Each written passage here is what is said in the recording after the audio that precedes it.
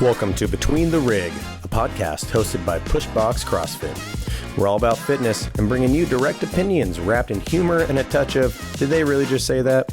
We aim to help you understand more about coaching, gym ownership, and what it takes to get the most out of your fitness, mindset, and lifestyle, both inside and outside the gym. Let's get into it. All right, welcome to another episode of Between the Rig, a podcast hosted by Pushbox CrossFit. You know, we love talking about that sweet, sweet fitness. We believe fitness is neat, and let's get into it. Right now, we got Josh Bigtree in the house. How you going, guys? So, since your second and third podcast, how many followers have you gained on Instagram? I don't know. I don't even know where to check followers. So it's where it says followers. I mean, but where is that? Top right.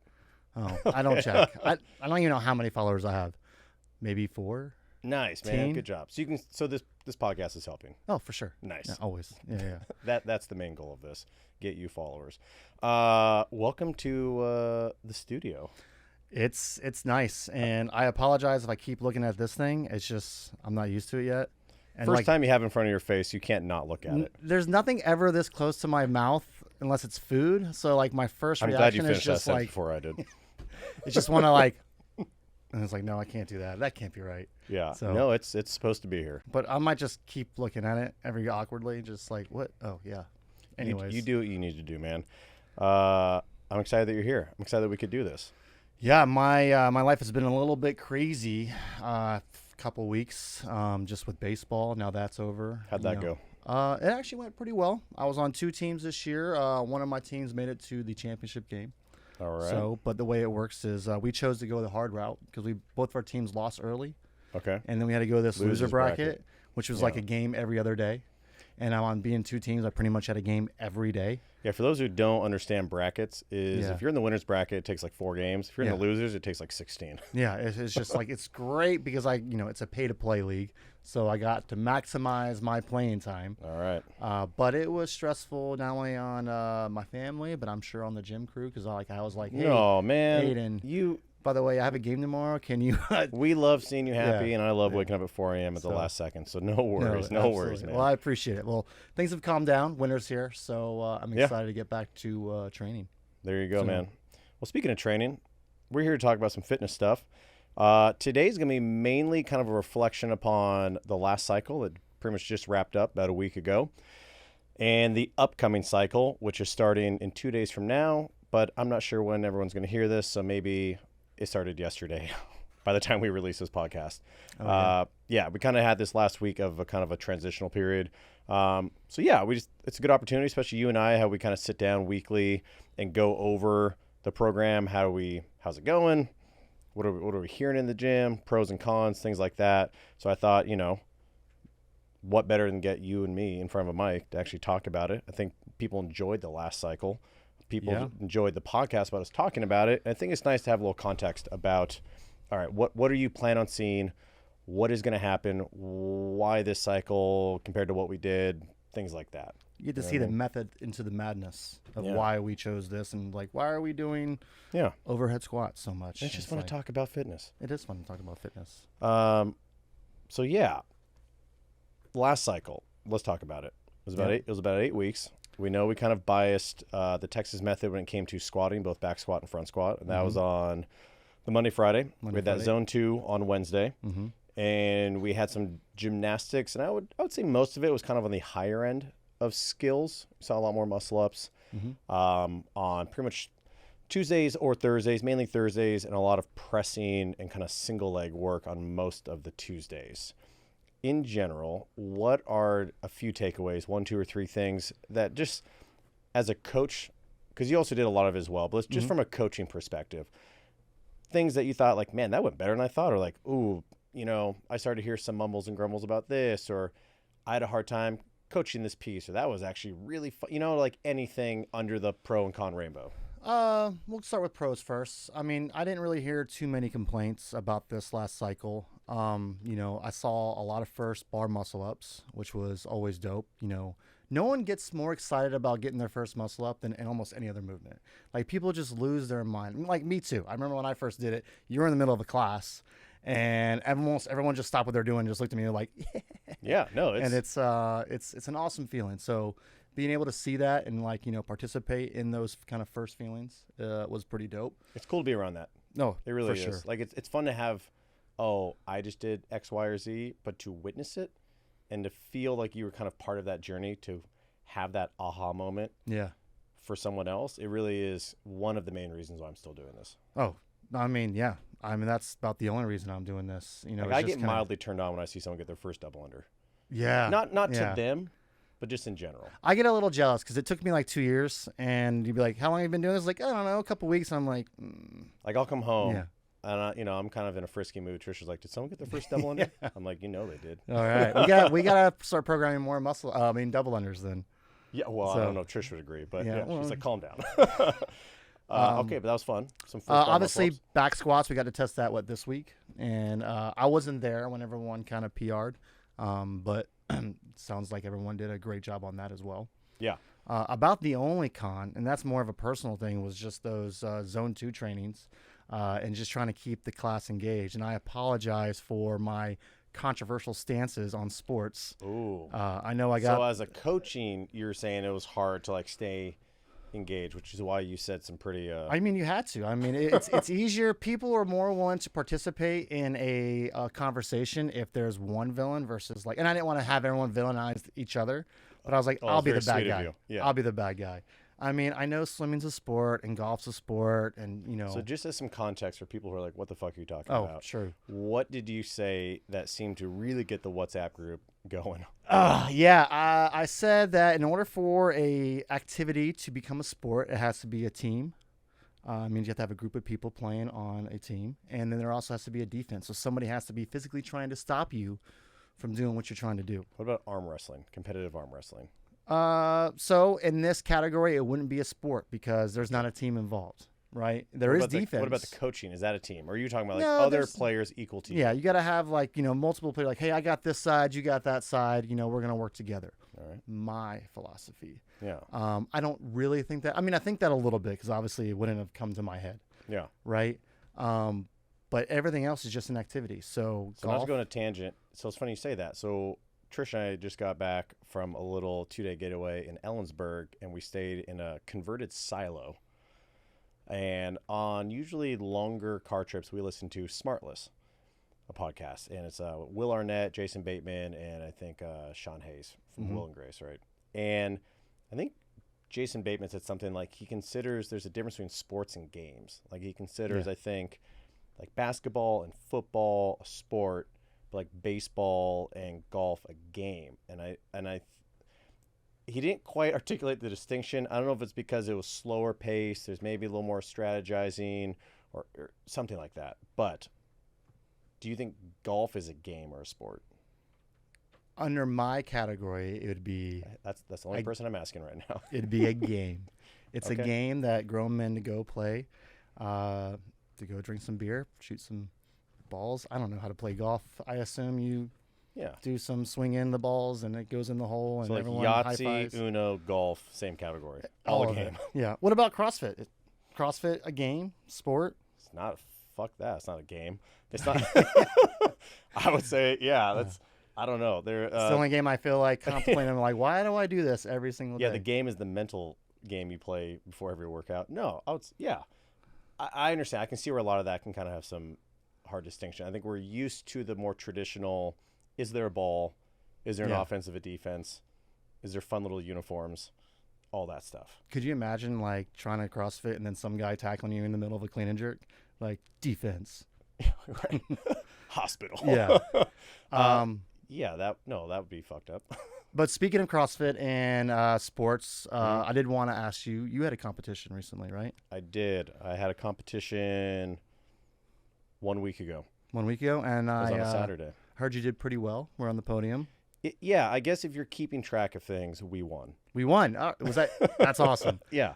Is that your first win? No. No. Okay. I think I remember.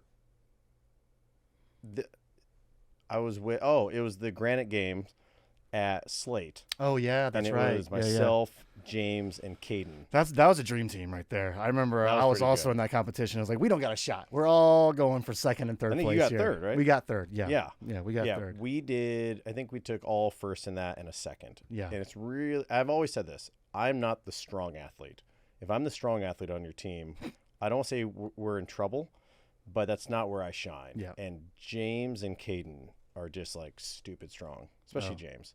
James is super strong. Yeah. It's like, what? And I train his wife, and I'm like, hey, how's James doing? He's like, oh, just he's in his golf era. I don't know what Gen Z says. The now. game of golf. The game of golf. Yeah. And he still is like, will just throw up like 315 on power clean after like 135, 225. I've done this in a 315. year. What's I'm this for like? What the actual F? I'm like, well, I don't know. I'm throwing Hail Marys to like maybe do that. Yeah, no. So I did it with Whitney, and she runs Slate, and she asked me, and anyone who knows me, I'm not really a hard convince or sell to compete. So just before I told Trish, I'm like, I might just take, make sure I feel good. My knee was feeling a little weird after, playing on the soccer team. I was like, eh. And then she's like, hey, do you want to do this competition? I was like, yeah, all right. Sure. Sure. When is it? Actually, don't just tell me in an hour and I'll be there. Give me the deets. Yeah. And it was actually really fun. It was really special because I've known Whitney for about, I don't know, I'm bad with time, but like 12 years. I used to personally train her. Oh, wow. Back at one of the first gyms I ever started at. And I think she was working in a law office at the time. And just really see this kind of come full circle, both as like client, athlete, coach, friend, relationship, all that. We've actually never competed with each other. Really? I take that back. I'm sorry. We did it at the Cascade Classic in the team of 4. Oh, okay. But just her and I, we have not. And I was like, yeah, what a fun opportunity. And she's a beast. She's someone that like you can shoot in the shoulder and she doesn't even flinch. Oh, yeah. Which is nice because this competition was really just kind of like an FU of workouts. It was just they threw the whole kitchen sink at us. So it's kind of not even just how fit are you. It's like how quickly could you recover, and just how gritty are you? What's your resilience factor like? Like, would you ever play Russian roulette? Like that. That was the feeling I got. It was almost like my ex found out I was competing. He was like, "Oh, this motherfucker's I here." got you. Yeah. I got you. Hold on. 1 million burpees, and every time you break, I punch you in the face. Like. That's kind of what it felt like, and she's really good at just like not flinching. It's always nice having a partner on that workout where like, especially, if you're suffering and you can look on the other person's face and you're like, well, they're still doing it. They're not suffering. All right, let me pick my pace up for them. She doesn't even show a face. Yeah. Like that's the thing. Like I know she feels it. But that's she'll great. take her little walk, but she has her own little rhythm. But it was, no, it was great. It was just like a lot. I think it was 3 quote actual workouts, a floater, so 4th. And the final was the top 4 teams make it, and then it was kind of like a 2-parter. It was like do something from 0 to 6 minutes, you rest from 6 to 8, and then do some other shit from 8 to 14, and you combine your times or reps if you didn't finish. And then so it felt like 6 workouts. But I think we won 4 of them, took a second in one, took a third in another. Okay. Yeah. That's dope. And it felt good. The third one still may have been third. I'm not sure. But my hand it just blew up. We're talking not like up one? Yeah, not like just bleeding, but I was kind of putting the top of my like watch on my wrist, just kind of hanging out, and I could hear Trish's voice from across the room, like, "Oh my god, like Aiden!" Like I looked down, and it's actually dripping, like blood's hitting the floor. So not like smearing red, but like dripping blood out of my hand. I was like, "Do you guys have a towel?" So it gave me one of those like microfiber little like foot by foot square inch whatever towels that we have when we wipe things up, and I held it as I was doing some snatches at 155. And I was like, I don't know how long this is going to last, but it was really cool because I think that was kind of the embodiment of our team. Like, I don't mind. You kind of have to make the decision. Like, I'm really in pain or I'm bleeding. Am I going to keep going or not? That kind of like, should I, it wastes time, it wastes energy. You can hurt yourself more maybe. And so when she's not showing any pain, and I'm kind of like, it's only blood. Nobody makes me bleed my own blood. I'm like, feed off of it. Let's just keep going. Yeah. And we actually won that last one, which was like an echo bike and power snatch, and it was gross. We're the only team to finish. So that was a really kind of fun, special moment. I was like, all right, I did not think I was going to compete. I said, fuck it. Hell yeah, I'll compete with you. We did. And then we're like winning. I don't want to say I don't go in not expecting to win. Like I always know I'm going to do pretty well. I've Yeah. done this long enough. I know myself well enough. I know these workouts. I understand most of the people who I see consistently show up at these things. But Whitney's a game changer as well. And so her strength, like just on moving external load and her resilience, I think far outpasses most other people, especially as like a mixed pair on the female side. Like gymnastics, I would not say, I don't think she would either say is her strong suit, but it wasn't really, we didn't see a lot of that and it wasn't really damaging. And the few that we did, I mean, I think she got the most muscle up she ever did, right? It was, I think she got like 5 or 6, which was awesome. So to see her have that like aha moment, and yeah, like I bled, but like whatever, you move on. It's already healed almost. You know, No, yeah. You go back to training, and it didn't hurt the score, so it was fun. No, that's dope. And so I'm asking a couple questions. I know I've gotten some questions about just competitions and stuff, so I'm just going to kind of berate you with Hit me with your best shot. So I know you've been doing this for a while, but how long have you really been competing in the sport of CrossFit? Well, I think I got my 11th or 12th CrossFit Open badge on this last one. So I would say, let's say 12 years. And did you start the Open before your first local comp? Yes. Okay. I want to believe I did that up in the Rapunzel stairs of the old Explore CrossFit. Okay. Yeah, that was like I was working at more of a Globo gym. They still had like this little area in this 3rd floor, and I would just go up and down. And so I did my first one there. I was like, man, this is awesome. Yeah, that was going to leave my next. What drew you to like, you know what? I think I want to just make this more. And I'm like, and I did call it a sport, the sport of CrossFit. Because there's a difference between just training in the gym and then like actually going out there and like testing yourself against. I'm probably addicted to the obsession of being curious about what myself and other people can do. I don't think we push enough physically, and I don't think enough things in today's era. What is it we really do outside of like, I don't know, manual labor, construction, things like that, that we really push ourselves physically?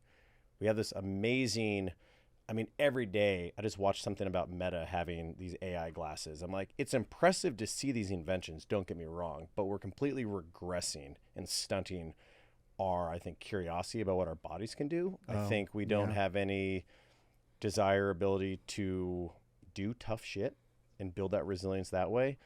But you know, very similar to me, like once you're in sports when you're a kid and you have that, like, I love competing with people, I love having a coach, I love practicing, I love having the uniform, I love buying like the unnecessary shit and like shoes and all that stuff. It's kind of in you. And once I saw there was like other people doing this, and there's, you know, a podium, and there's also a way that I could track my personal progression. I was like, wow, this is really cool. This isn't just you didn't make second or first, second, or third. But I progressed over the course of the year. That's really cool to see that all this hard work is paying off. You know, I mean, no cheesy pun intended, but it's just when you're consistent at that. So I think that kind of scratched an itch. And I think that's a lot of CrossFitter stories. You get done with high school, you get done with college, you're pretty competitive, you're halfway decent, but not good enough to go pro. You don't get rid of that. No. You're not just like, well, anyway, By the accounting way, sounds neat. Yeah. Numbers are fun. I'm like, they can also be fun, and also do math on a barbell and then move it really fast. And so I was always just very intrigued by a lot of like, I don't want to say science, but like the methodology that goes behind training inside, outside the gym. And now I found an outlet to just kind of push myself and see what I'm still able to do and what I'm willing to do. And like, what was really cool, what really hooked me on my first CrossFit competition, and it was kind of a doozy in hindsight as well. It was, I don't know about you, when I go play a sport or a game, I don't mind if someone strikes out. I'm in the outfield, I'm like, good. Because I was a good hitter, and fuck you. Like, I'm glad you struck out. Sorry if you're embarrassed. But I don't want anyone to like fail or miss a lift or like snap an elbow on a snatch. You know what I mean? Like, No. It's such a unique environment in which you want to win, you don't want to lose, but you completely relate to what everyone else is going through. And it's such a positive environment. Yeah. There's always douchebags in life, but honestly, like, it was way less than I think I expected. My very first one, like a bunch of just gym bros. Like, no, it's people getting their first, like you said, muscle up or double under, or you're communicating strategy with teams, and you see it all unfold. And that was really, really fun to be around. No, I agree with that. I mean, I will say the community, the CrossFit community in general. For And sure. When I first thought I was going to, do my first competition, I didn't want to be embarrassed or do something.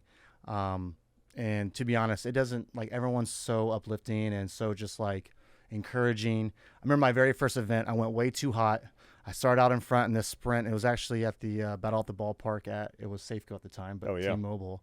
And I ran, I was sprinting, I thought I was doing so well. And I redlined, and we had to run up these stairs, and then everyone passed me. And I felt so like, "Oh, why did I do this?" But when I saw it done, everyone gave me high fives and like, "Dude, you crushed Hell it." yeah. Then we like laughed about it, like, "Yeah, man, you were super fast at the very beginning, but I saw you," and like, and I was like, Everyone's super yeah, encouraging. yeah. I mean, everyone went up to either Whitney or myself like, "Oh my gosh, you guys are so fun to watch. That was so cool. I can't believe you did that with like that hand and whatnot, and you're high-fiving someone else." And I went up to this guy after our first workout. We won. They took second. I was like, "Dude, you were fucking flying." He's like, "Man, I like couldn't catch up with you." I'm like, "I thought I was catching up to you." It's Yeah. like here I the situation, love like that. I just beat you and we're shooting the shit. I love that. And he's like, "I'm gonna get you next one." I'm like, "You better." Like it was. There's It's so, just different. It's different than I guess what you consider the traditional sports. I feel like it's not like I don't high five people after softball tournaments, or you probably don't shake hands. But we there's shake hands after but baseball. how many yeah. times you've been on the field that you're like, if you take like the corner on second, I'm gonna fucking throw an elbow at you. Like you pissed me off, or like the whole like pitching versus hitter taunting. Like you're very protective of your team. Oh, me super. And I get I mean, there's times that people were talking shit to our pitcher, and I'm like, hey, like we even did the soccer team for push, and someone knocked Andy over. And I was like, you mess with one, you get all of us. And I went right up to his face. It's like I almost black out and this thing happens, which is not like a cool thing or like a proud thing, but just it's a different feel. But when I go your team. there, it's your pride. It's your in that moment, like that's your family. Yeah. And I'm the same way. You can punch me in the face and I'll probably just walk away. But if you mess with any of my friends, like, all right, now you get me. Yeah. But I joined the same reason, just the competitive itch. And, I can't take that intensity to like board game night on a Friday with like trouble. In fact, like, if you hell do, yeah, like you're that guy. Yeah, and I like it's Monopoly, bro. Chill the fuck out. Yeah, come on, Yeah. dude. Like it's just completely different. I need that outlet to like just go into fuck yeah moment and just like black out and just almost be this primal person. And forget winning or losing. Like it's always fun to win, don't get me wrong, but it's almost like you do all the school and homework to see how you can do well on a test. You do all this training to see what it builds up to game day, so to speak. And so I think, yes, it is nice to win, but it really is a moment, even like, I don't know, to be your own main character in your movie for a second. Yep. Like you're on the floor and there's your friends and family and loved ones just like cheering you on, and you don't want to lose, but you're really just like, I don't want to let my partner down. I want to see what I'm made of. Like, this is so cool. People are cheering me on. Scaled, RX, Elite, it doesn't matter.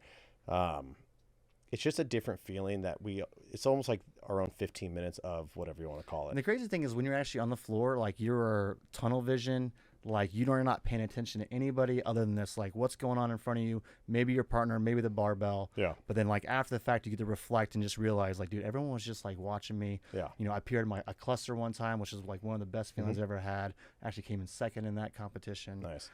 But yeah, I'm also I want to call it lazy trainer, but like if I don't have something to train for, then I'm going to get lazy and like, do I really need to go hard on this? So it also allows me to make sure that I'm like taking my training and these cycles seriously.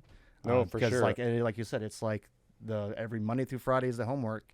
Whenever you do the open or competitions, those are the tests, and you want to shine. And I do want to recommend that. I think everyone, if you ever have had that itch, you should sign up for a local one. Oh yeah. You can go scaled, right? Like get your ego out of the way. Like just the experience that we're trying to articulate it's really hard to just use my very limited vocabulary to explain like the environment.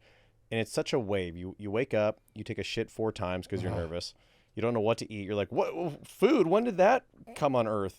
But like, I don't want it because I'm going to vomit. Yeah. And then you do your first Overthinking workout everything. and you're like, oh my God, this is so fun. Yeah. And then a few more workouts later, you're like, Jesus Christ, is this thing going to end? Like, I'm exhausted. And then after the final one, you're like, I just want coffee and a nap. But like, when's the next competition?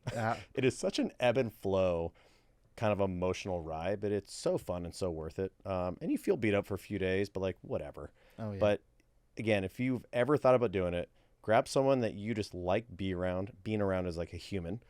Sign up for like a scaled, take the Yeah. pressure off yourself. My first one was scaled. Yeah, Yeah. and just go through the motions. Like it is Yeah. weirdly addicting. Yeah. But yeah, So, yeah. but that was a good segue. Thanks for into- asking, man. Yeah, man. Yeah, about the last cycle, we'll talk a little bit more about it, then we'll go to the next one. This upcoming cycle, I thought overall it went really well. In the very beginning, we kind of said, this is going to feel a little bit like we took the ingredients out of the bowl and kind of isolated them. Like we really had our strength bias days on Monday and Friday. We really had our kind of slow zone 2 Wednesdays. We really had that kind of more cardio gymnastics Thursdays that we could have time focusing on overhead positions or hollow positions or muscle up progressions. And in order to kind of see the needle move on all of those, sometimes we do need to isolate them out. You know, Yeah. I heard this on a podcast the other day, and I completely agree. It's strength, like physiological strength development takes so much longer than you want to admit. Like it was kind of broken down to like strength takes years, skills take months, conditioning takes weeks. Mm-hmm. And the example this person used was, you know, like Lance Armstrong wasn't doing high intensity cardio training 364 days a week right before his, you know, it's you're working on different things, and then you kind of have ramp up weeks and off weeks and deload and primer and all that kind of stuff. So I really enjoyed it all.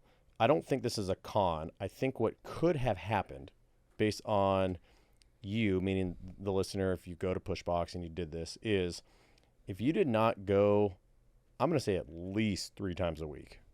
Ideally, this was written, I thought, pretty beautifully, to show up 5 days a week and not, how dare you cough? My bad. We Sorry. were recording right now. Cut. All right. No. No. Wait, don't cut. Yeah. All No. raw. All the time. Uncut. Yeah.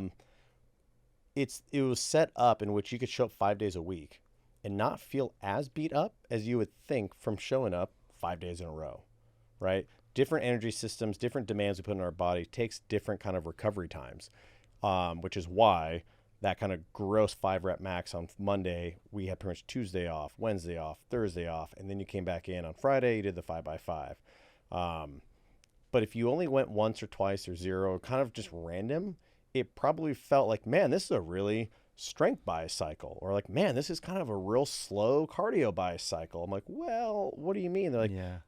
and I look back in Zen Planner and I'm like, well, this person was consistently on Wednesdays with a sporadic Tuesday. I'm like, oh, then yes, I see why you view it as that. You missed all the strength development portions. You didn't really get any of the gymnastics as much. So I could see that.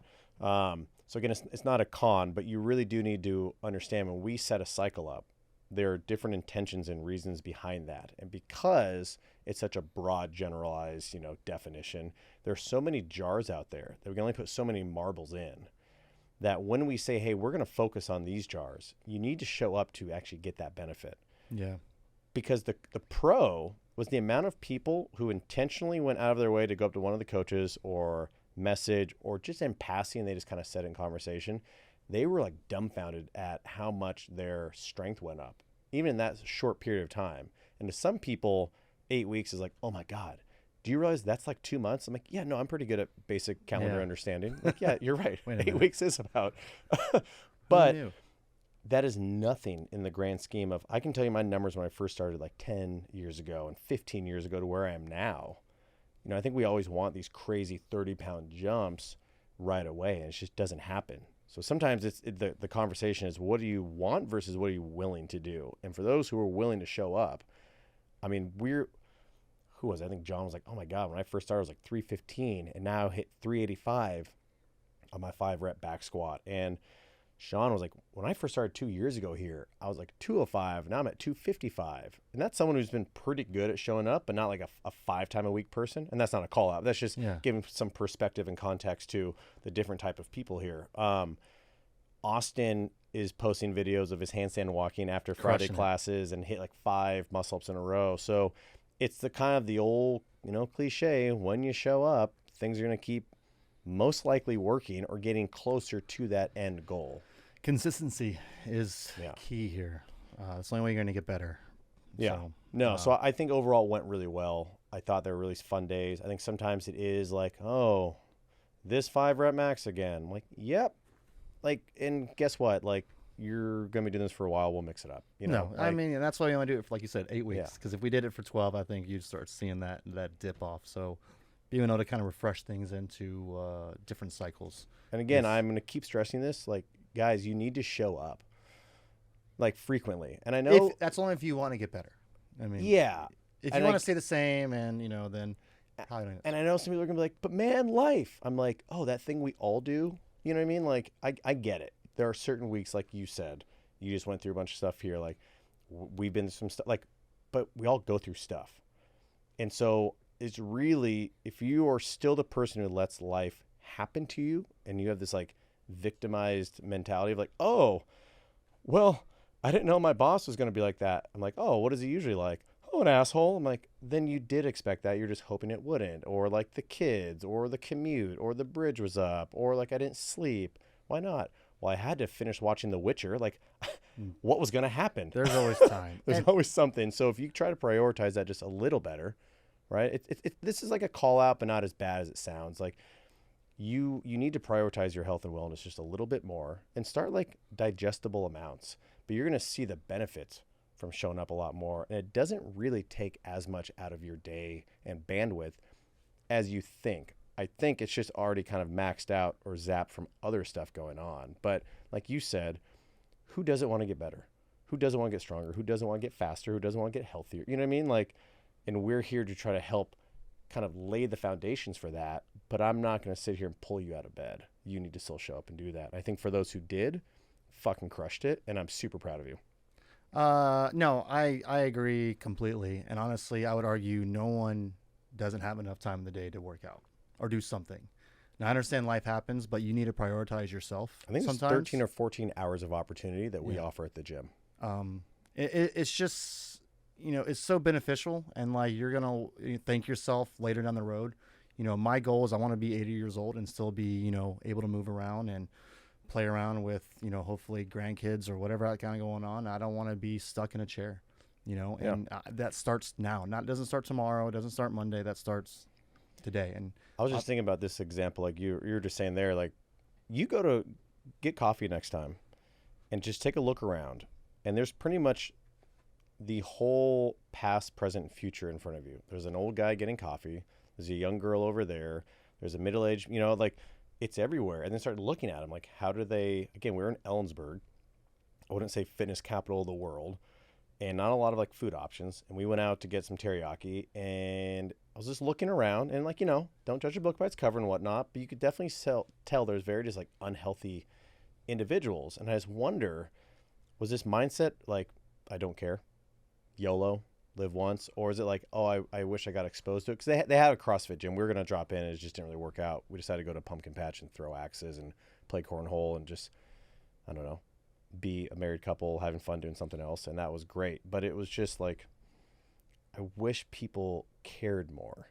And I think what I want to stress is we're not here to necessarily sell fitness. We want to create like these experiences and an atmosphere in which you're like, I want to be there. Because I bet if I'm like, hey man, you want to go make some pottery? You're like, dude, I fucking no. But I finally got you to do it once, and the instructor was awesome.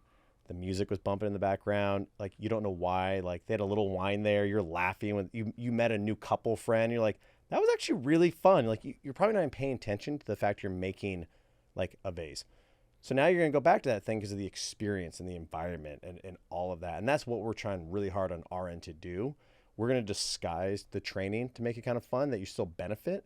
But I'm sure most people aren't going to nerd out or need to know about mitochondria development in zone 2, and on like a cellular level, what happens. Like, but I need you to know when you don't do anything, the opposite of the positive processes are happening. And now like health markers go down and whatnot. So, let us know if we're not doing a good job creating a fun environment. This one, I don't think we do that, but everyone has different opinions. But I will say I'm very impressed with pretty much everyone who really showed up to do some like hard work on the cycle.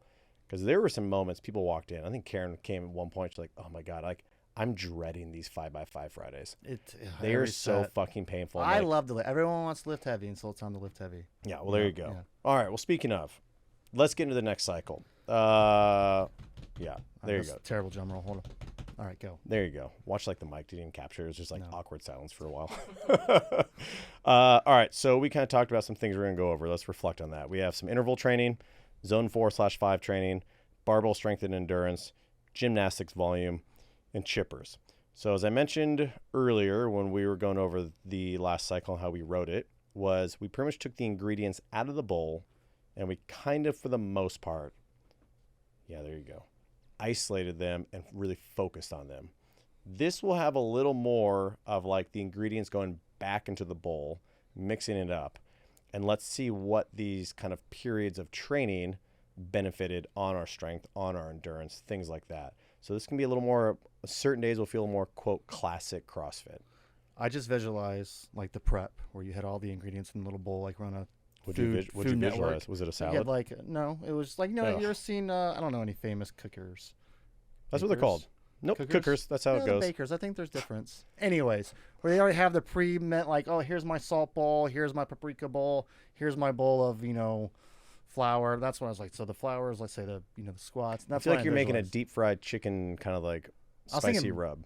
Bread? No, you don't put paprika in bread. I hope not. I don't know. Do you, Austin? Have you ever put paprika in bread? I know you make bread. I'm never buying your bread. I don't make bread. That's why I asked Austin. But I mean, paprika's awesome. Yeah. I put that shit on everything. Okay. I don't even know what it tastes like, but I just put it in and stuff. That's neat. You Yeah. don't do that? No. You don't like paprika? I don't not like it. I I got just like don't the put it on Costco everything. one where I'm just like, whatever. Oh, I can go so many places with this, but let's stay on. Yeah. Stay on Anyways, topic. focus. And then I was say now we had all those ingredients out. Now this next cycle we're gonna put it in a bowl and actually start making something. So that's just how my brain works that process. Yep. Great visual. Well, great's probably strong of a word. Yeah. It's a visual, and it was there. A moment inside my mind. No, but yeah, if we had paprika, salt, and flour, that could be our monostructural, our strength, and our gymnastics, kind of that loose three-headed monster definition in CrossFit. We're not putting it together because traditionally we see in the sport of CrossFit, in the methodology of certain CrossFit, and just the benefits of certain intensities in fitness, we see them usually in couplets, triplets, chippers, things like that. So we kind of want to see, all right, we put the time in to kind of highlight these things individually. Let's see now where we're at when we put them back in. And I'm, spoiler alert, the first few are going to feel like a real punch in the nards, like it's not, we haven't trained like that.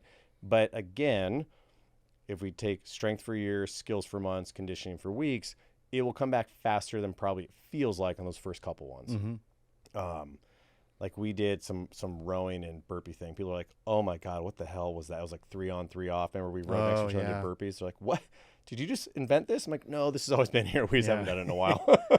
So when it comes to interval training, you'll see a lot more things such as, I think a Monday is going to be 3 minutes on, 1 minute off times 5 and has a row buy-in of a certain distance, I think 350 meters maybe, 10 strict press, but at a certain percentage of your 1 rep max and like remaining sit-ups.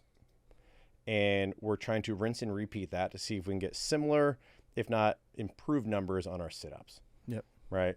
4 minutes on, 4 minutes off, or things like that. It's not just like 5 rounds for time, go. It's do this thing, recover, do it again, recover, rinse and repeat. When it comes to zone 4 and zone 5, we use the kind of the visual of the last cycle. We emphasize zone 2. If we kind of if we see a triangle, zone 2 is that bottom base. The wider we can create it, the better. And now it's time to work on elevating that peak of that triangle, right? And that's sometimes that kind of nasty stuff. And zone 4 can almost be sometimes regarded as kind of the most dangerous zone, not from like you're going to hurt yourself necessarily, but it's commonly overtrained.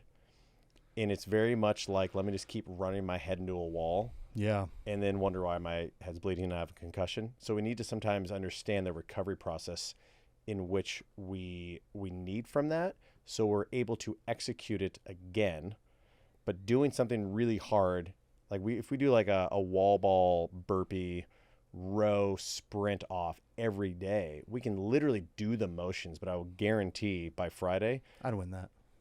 right? But like your numbers would go No, down yeah, compared it'd be to that. you. So Yeah. it's like, forget the leaderboard. If I got 6 rounds on Monday, I'm not getting 6 rounds on Friday.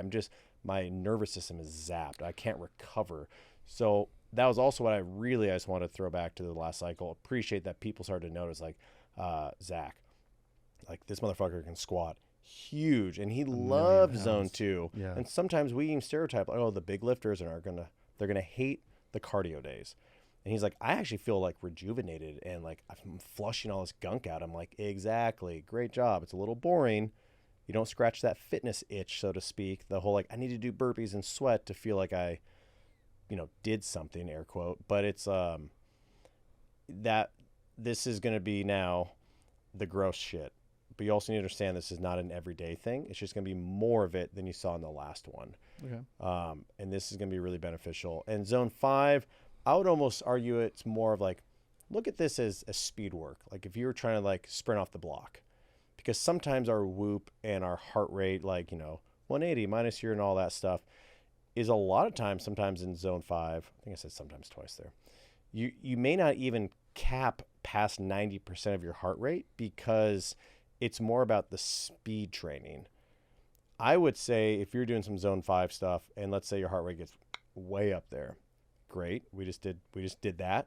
But if you can't kind of recover in 2 to 3 minutes back to like a zone 1, zone 2, that's usually where I say to some clients or myself, we're going to shut this down because you're not recovering enough in order to actually maximize the benefit of zone 5 training, or speed work. Again, we're talking like just a handful of seconds.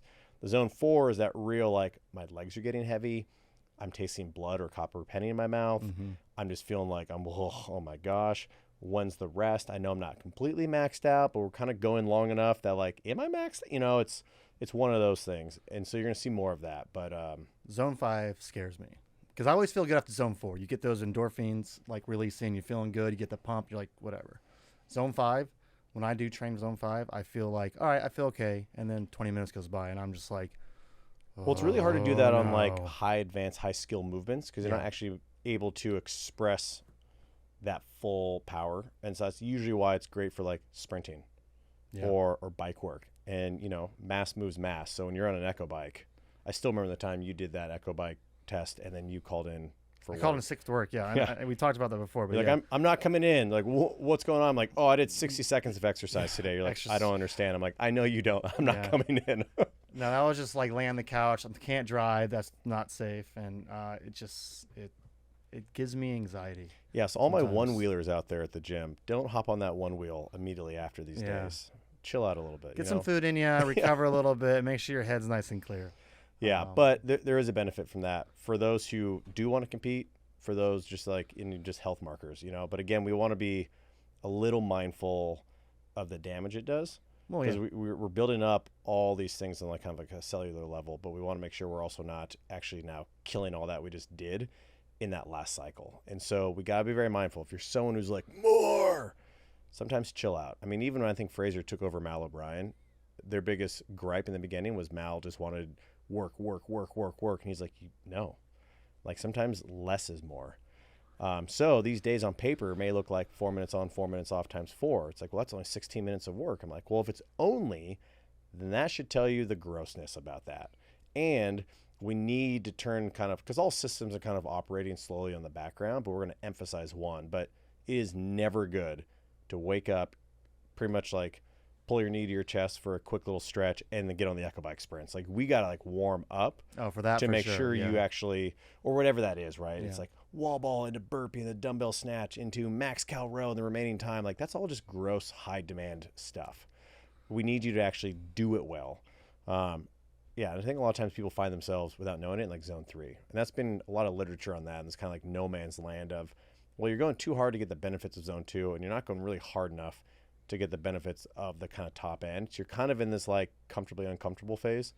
And I think that's what happens to a lot of people who constantly need to feel like they're just like fucking shit up is you're not. You're doing the thing on paper that looks really gross, but you're not actually executing it that well because either you're not recovered or you're, I don't know, what's the nice way to say this? your resilience and grittiness is not quite up to par to what you think you want to do or can do. It's the whole classic, like, you're breathing hard, but as someone's on their back, huffing and puffing, you're just more like standing up, immediately cleaning your equipment. Be like, yeah, that was hard. I'm like, mere fact you can say that, fuck off. Like, it's hard because I can't say that. Like, that's what we're going for on certain days of this cycle. Good. Yeah. So, for those who are like, what about my strength? Don't worry. We're still going to hit it. She's there. We're still doing some barbell strength and endurance. I believe even in the first 4 weeks of the cycle, you'll see like a 2-rep back squat, a 3-rep dead. Double check that. But you'll also see very specific percentages of like a set of 10, at 67%, a set of 8, a set of 6, a set of 4, and it'll kind of build. So you kind of have that hypertrophic zone, or not zone, but I mean like style of lifting, but you also have more top end strength. But we can't just do 1 rep max deadlifts every week and get better at that. That's not actually how you progress that. That sounds fun though. Yeah. Until you but shit so your you're spine saying we're out. going to be a little bit more varied. Yeah, it is not just going to be 5 reps every Monday and 5x5 every Friday. That's also a thing I think we should touch on is I think sometimes when people see that pattern, they're like, oh, fuck that. I'm not going to that day. Yeah. We are not. We have a certain amount of days between certain energy systems or lifts that we are paying attention to as you and I in the background as we're programming this, but it's not going to be always every Monday is X, Y, or Z. Because some people from a scheduling standpoint, they just can't get in and they can only come Tuesday and Thursday. That means they probably crushed shoulder to overhead in the last cycle and gymnastics. And they're like, do you know what a barbell is? I'm like, oh, we do. It was just on Monday and Friday. So you're going to see a little shift and almost like revolving doors on certain days. So A, kind of keeps you guessing. B, if you are actually logistically locked into a schedule and can't get out of that, you will have exposure to all of it. Now, you probably won't get maximal results because if you're hitting something every other, then you're not getting the consistency there. And I think the benefit of having the Zone 2 on Wednesdays, a lot of times in the CrossFit world, it's, International Rest Day on Thursday. Yeah. And people from a habit standpoint are like, but I'm going to for sure show up Monday, Tuesday, Wednesday. And so even if you didn't like it, you probably still showed up just because, your friends were there or your partner was there and you're like, fine. And you ended up getting the benefits of it, regardless if you liked it or not, but you're still there. Yeah. But you're going to see introduction to overhead squats. You mentioned some people mentioned that. So I thought, you know what? It's a gnarly movement. I can argue both sides of the coin, but I will probably always land on the side that says, I think we should always do the harder things still, but be completely okay taking it slow, scaling it down, because if your body can one day overhead squat, even just a barbell without any pain, it means some pretty cool shit's going on. I described it yesterday as a first date experience. Like, okay, we're not going to take this too fast. Just take it smooth. No one should be rushing to trying to get in anybody's PRs. We'll call it a PR. Oh. So just take it smooth. Introduce yourself to the bar, the overhead squat. Yeah. Yeah. Introductory. And a lot of it's going to be taken from the floor. So that's going to kind of limit people to do that. Because again, it wasn't a bad thing, but logistically there's what can I do on my individual program and how can we scale it outwardly to an affiliate. And we have 18 people who need to change out plates really fast on 5 racks on a back squat. You feel kind of rushed. So this will also, I think, allow us to do more in class. More because it makes sense, not just more because we're trying to like fill in time to like please people, but it'll make sense in the program, but it won't take a lot of time up, just like take things off the rack. We want this to also be a little more accessible.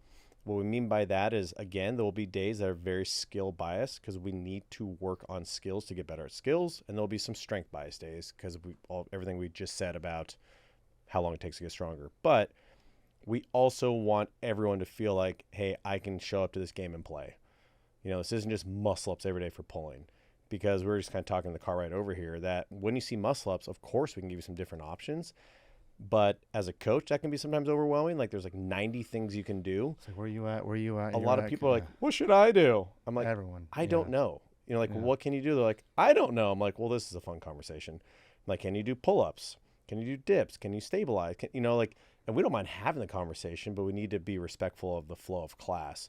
And I don't think immediately if someone who cannot do a pull-up, they probably don't need to right now worry about ring transfer skill exercises on ring muscle up days. Let's get them stronger. So this is a good opportunity for that. So you'll see certain days will have RPE, rate of perceived exertion descriptions. They'll have percentages. Sometimes there won't even be RX and scaled, right? We want this to be very like customized and personalized to you. And sometimes like last Friday we had the, or this Friday, I don't know what day it is anymore. We had that benchmark. Oh, that was yesterday. Yeah, that was yesterday. And Friday the 13th. There you go. Yeah. But sometimes we do need to have standards on things. For testing. Like I can't just say like, I outshot Steph Curry. It's like, well, no, you just made up your own 3-point line. It's like there needs to be measurements and rules and standards. And for personal growth, I need to know what I did last time to see if I actually got better. If I did not keep notes, or I just made shit up, or I just arbitrarily threw things against the wall, then I retested it. Like, did I retest it in the exact same format? Right? Did I use the exact same standards? Did I actually get better? It's like, I don't know. So I know sometimes I think this would be a great topic in another podcast, like the pros and cons of RX and scaled and leaderboards and all that. And we'll kind of go down that rabbit hole later in another one. But it will be a lot more universally user friendly, right? We'll actually say, hey, maybe it's like 2 ring muscle ups, or 3 bar muscle ups, or 4 chest to bar, or 5 pull ups, or 6 jump pull ups. All that you can enter as RX. Now the things will differ because there's different, stimulus and difficulties of each movement. But those are some of the things you'll kind of see also going forward. And then lastly, some chippers, good old fashioned chippers. I love chippers. They're neat. Yeah. Chipper Jones was my favorite, but I like these chippers too. So third baseman for the Atlanta Braves, for those who do not follow that. Can I do a quick call out? Yeah. So, and those, I think those are fun because that also shows strategy, right? It's not just, am I strong enough to move this 1 rep max barbell? Can I or can I not do a pull-up? It's, like we have one I'm looking forward to. It's this upcoming week, but I don't know when you're going to hear this based on if you did it or not. I think it's Tuesday or Wednesday. It's like 100 dubs. Pretty much it's 100 double unders, a different movement, and then it's always 100 double unders. It's like back and forth. It's like 100 dubs, 10 devil's press, 100 dubs, 20 burpee over the bar, 100 dubs, 30 front rack barbell lunges, rest 3 or 4 minutes, and then go the opposite way. So back to the 30 lunges, 100, and like back down. So now it's like you can do 100 double unders. Should you do 100 double unders, right? You can go 10 devil's press. Is that going to jack your heart rate up? And so I like things that test your fitness and your intelligence of the workout and your personal, just kind of like athlete IQ. I think that's always fun. So I think chippers are a good way to approach that. Intervals are sometimes like, yes, you need your athlete IQ. Don't go too hard like you mentioned, but it's kind of like, what am I willing to keep doing over and over and over? Zone 4 and 5, it's like, all right, like time to put on my big boy panties here. Like I'm just gonna thinking about that. Just get it. Like I may shit myself, but I may also not, and it could be great. Yeah.